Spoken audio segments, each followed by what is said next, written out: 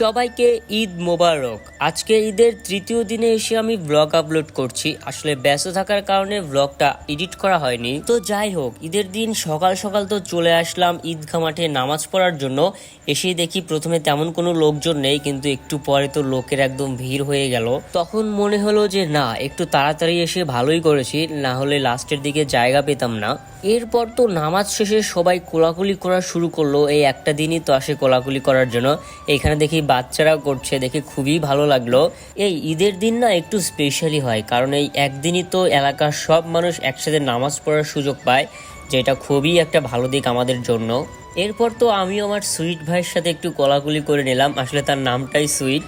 আর বিকালে তো চলে আসলাম খালাদের বাড়িতে দাওয়াত খাওয়ার জন্য। এসেই দেখি খালাতো ভাই ঈদের সালামি দিয়ে রিমোট কন্ট্রোল গাড়ি কিনেছে। আর একটা কথা, এবার ঈদে তোমরা কে কত টাকা সালামি পেলে এবং সেটা দিয়ে কি করলে অবশ্যই কমেন্ট করে জানাবে। আর এইখানে